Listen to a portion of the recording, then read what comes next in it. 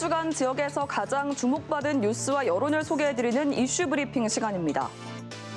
고용노동부가 산업안전보건 기준에 관한 규칙에 폭염작업 의무 휴식 조항을 재검토하기로 했습니다.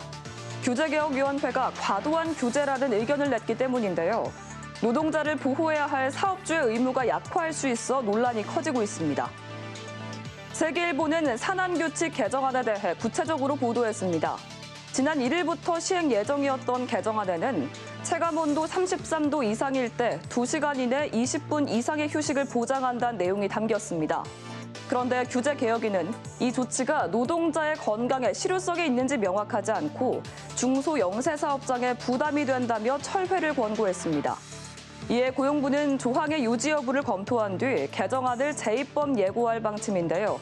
법이 시행됐지만 현장에 적용할 구체적인 조치가 없는 상황이어서 고용부는 재입법 예고 전에라도 온열질환 예방 지침 등을 준수하도록 지도할 예정이라고 밝혔습니다.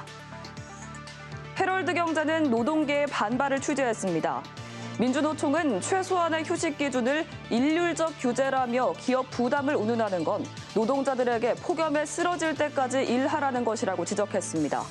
또 폭염 속 휴식권 보장에 10년간 총편익이 5,199억 원에 달하지만 친기업 규계위는 폭염 속 20분조차 기업의 손해로 간주하고 있다고 비판했습니다.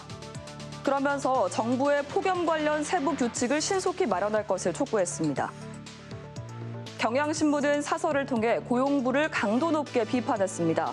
해당 조항을 규칙에서 뺀 고용부는 지침을 배포해 지도하겠다고 밝혔지만 얼마나 현실성이 있을지 의문이고 사용자가 지키지 않으면 강제할 도리가 없다고 지적했는데요.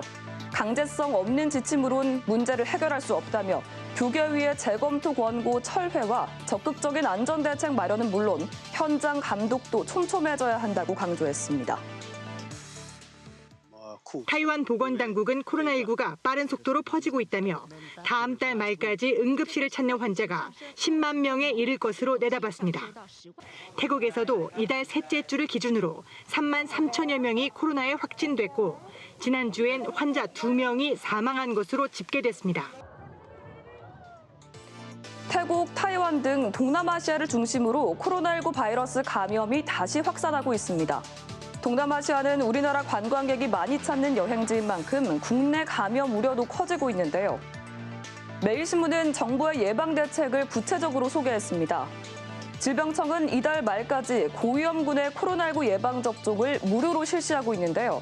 질병청은 국내 유행 상황은 안정적이지만 백신 접종 뒤 면역 형성에 4주 정도 걸리기 때문에 신속히 백신을 맞아야 한다고 강조했습니다. 또 중국, 태국, 싱가포르 등으로 여행을 앞두고 있다면 출국 전 백신을 접종할 것을 권고했습니다. 조선일보는 코로나 백신 수급 상황을 취재했습니다. 서울, 경기 지역 15개 의원에 문의한 결과 당장 접종이 가능한 곳은 한 곳에 불과했는데요. 대부분 재고가 없거나 2주 뒤에나 접종할 수 있는 것으로 나타났습니다.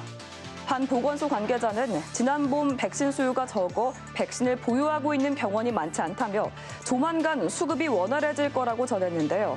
정부는 지난해 여름철 코로나 예방접종은 2만 건으로 재고 보유 현황을 고려하면 올여름 접종에 문제가 없을 것으로 예상했습니다. 국민일보는 사설에서 감염병과의 싸움의 승패는 의료 자원과 면역력 확보에 달렸다고 강조했습니다. 의료당국은 최악의 상황을 설정해 병상과 인력 계획을 정비하고 국민은 백신 접종을 통해 면역력을 확보해야 한다고 주장했는데요.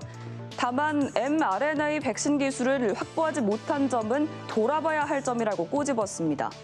팬데믹 당시 미국과 유럽에서 이 기술로 백신을 만들었고 중국과 일본도 정부의 전폭 지원 속에 개발에 성공했지만 우리는 아직 소식이 없다며 역량의 문제인지 의지의 문제인지 점검해야 한다고 지적했습니다.